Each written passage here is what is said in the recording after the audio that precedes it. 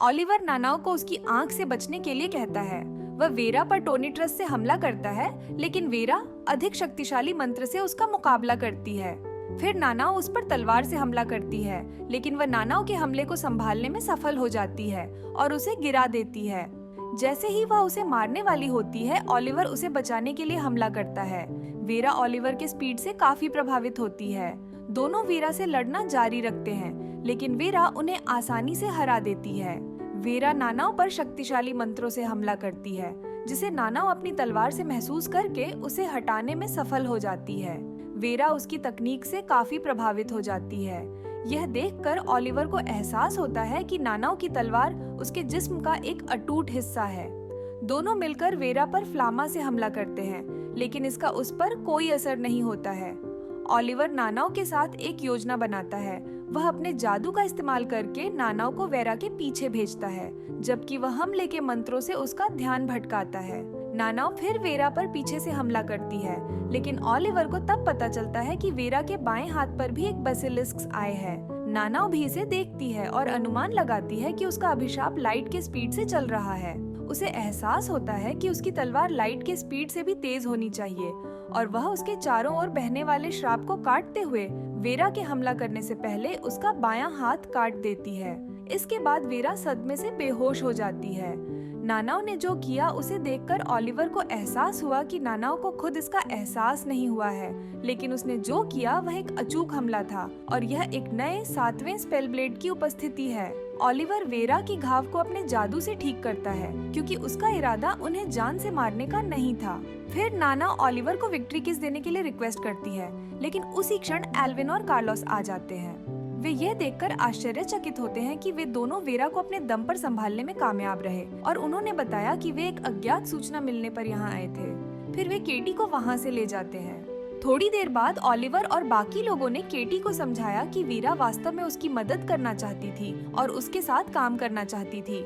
हालांकि केटी फिर कुछ ऐसा करने में कामयाब रही जो वीरा इतने सालों में नहीं कर सकी, जिससे ट्रोल चर्चा में आ गया। चूंकि ट्रोल ही एकमात्र ऐसा जीव है जो बात कर सकता है, वह अब एक अनोखी प्रजाति है और स्कूल को उससे छुटकारा नहीं मिलेगा। यह सुनकर केटी खुश हो जाती है और धन्यवाद के रूप में ऑलिवर को चूम लेती है। उसे इसकी परवाह नहीं है कि वीरा ने क्या किया, और खुश है कि वे जीत गए।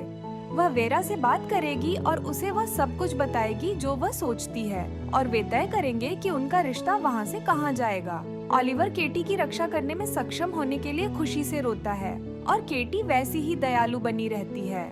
कुछ दिनों बाद डारियस ने ऑलिवर को अपने साथ आने के लिए बुलाया, क्योंकि वह चाहते थे कि वे कुछ बात करें। डारियस बताते हैं कि वे एक छात्र के शोध को पुनः प्राप्त कर रहे हैं, जिसे आमतौर पर वह दूसरों पर छोड़ देता है, लेकिन चूंकि यह छात्र असाधारण रूप से प्रतिभाशाली है, इसलिए अन्य लोग जादू के बहुत करीब आ गए और मर गए। डारियस को कई राक्षसों का सामना करना पड़ा था, जिनमें से प्रत्येक गरुड़ से अधिक शक्तिशाली थे, लेकिन वह उन्हें आसानी से हरा देता है। छात्र के शोध स्थल पर डारियस बताते हैं कि वहाँ एक पोर्टल है और वे सभी राक्षस इसके माध्यम से आए थे। राक्षसों ने भी एक दूसरे को खा लिया, और जिन्हें उसने मार डाला वे बचे हुए थे। डारियस फिर पोर्टल बंद कर देते हैं। ऑलिवर को यकीन है कि डारियस को पता था कि ट्रोल के साथ क्या किया गया था, क्योंकि वह ट्रोल को जल्दी से मारना चाहते थे ताकि वह सबूतों से छुटकारा पा सके। ऑलिवर को इस बात के भी सबूत मिले कि डारियस वेरा को डेमी ह्यूमंस की सप्लाई कर रहे थे। ऑलिवर यह जानना चाहता है कि वह उसके शोध में सहायता क्यों कर रहे थे। इसके बाद डारियस कहते हैं कि उसका सपना मानव जाति के भीतर की मूर्खता को खत्म करना है। डारियस का इरादा मनुष्यों पर उसी तकनीक का उपयोग करके उन्हें अधिक बुद्धिमान बनाने का था। डेरियस चाहते हैं कि ऑलिवर उसके शोध में जुड़कर उसकी सहायता करे। हालांकि उसके पास कोई विशेष कौशल नहीं है, फिर भी वह एक सहायक के रूप में मूल्यवान है। ऑलिवर ने उससे एक और सवाल पूछने का फैसला किया। वर्ष 1525 में चौथे महीने की 8वीं रात को डारियस कहाँ थे और क्या कर रहे थे? डारियस को सवाल दिलचस्प लगता है और उसे एहसास होता है कि ऑलिवर इस समय उसे निशाना बना रहा है।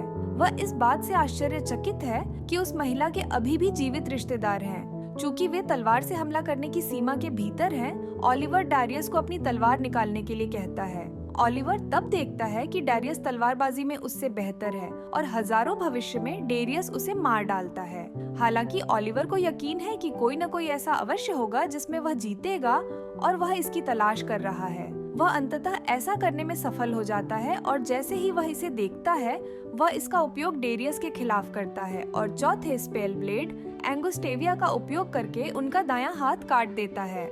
डेरियस आश्चर्यचकित है क्योंकि चौथे स्पेल ब्लेड को 7 साल पहले उस रात उस महिला के साथ खत्म हो जाना चाहिए था। ओलिवर बताता है कि वे उनसे कुछ चीजें लेने में कामयाब हुए थे, लेकिन वे सब कुछ लेने में असमर्थ थे। डेरियस को तब पता चलता है कि ओलिवर उसका बेटा है। ओलिवर कहता है कि एक दर्द का जादू केवल उस दर्द को फिर से उत्पन्न करने में सक्षम है जिसे जादूगर ने एक बार अनुभव किया हो। वह डेरियस को बताता है कि ओलिवर ने उन सभी 128 प्रकार के दर्द का अनुभव करना सुनिश्चित किया जो डेरियस ने उस रात उसकी माँ को दिया था। वह डेरियस से कहता है कि उसे सही शब्दों की खोज शुरू करनी होगी और जब तक वह उन्हें नहीं कहेगा वह उसे टॉर्चर करता रहेगा। इसके बाद ओलिवर दर्द का जादू चलाना शुरू कर देता है और प्रत्येक जादू के बाद वह डेरियस से सवाल करता है कि क्या उसे वह शब्द याद आया। 67वें दर्द के जादू के बाद डेरियस ने उससे अपना जीवन समाप्त करने के लिए कहा। ओलिवर का कहना है कि अब जाके उसने सही शब्द कहा और उसने उसे मार डाला। उनके चचेरे भाई ग्विन और शैनन वहाँ आते हैं। ओलिवर शैनन को इन सब से दूर रहने को कहता है। ग्विन ने ओलिवर से पूछा कि उसके शरीर पर तनाव कैसा है। ओलिवर का कहना है कि यह हमेशा की तरह है और वह इसे 2 बार इस्तेमाल करके संभाल सकता है, लेकिन इससे अधिक कुछ भी करने पर वह मर जाएगा। इसके बाद ग्विन ने उसे 3 बार इसका इस्तेमाल करने से मना किया। टेरेसा भी वहां आती है और ओलिवर को पता चलता है कि वह उसकी गुप्त रक्षक है और उसने ही एल्विन को वेरा के बारे में चेतावनी दी थी। टेरेसा ने उसकी सेवा जारी रखने और उसकी इच्छानुसार उसका उपयोग करने का वादा किया। ग्विन फिर अपने साथियों को बुलाता है।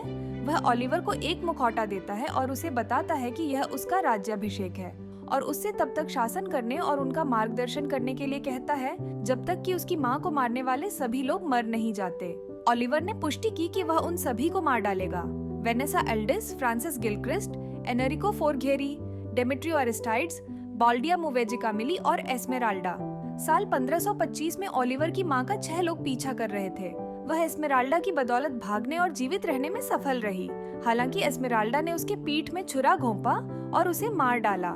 6 और लोगों के बचे रहने पर ओलिवर को नानाओं की बात याद आती है कि बदला लेने के लिए तलवार उठाने में कोई सम्मान नहीं है और उसे लगता है कि अब उसे पता चल जाएगा कि उसकी बातें कितनी सच हैं। इस वीडियो का अगला पार्ट देखने के लिए डिस्क्रिप्शन में दी गई लिंक पर क्लिक करें। वीडियो देखने के लिए आप सभी का धन्यवाद। अगर आपको यह वीडियो पसंद आया है तो वीडियो को लाइक और शेयर करें और ऐसी वीडियोस देखने के लिए मेरे चैनल को सब्सक्राइब करें।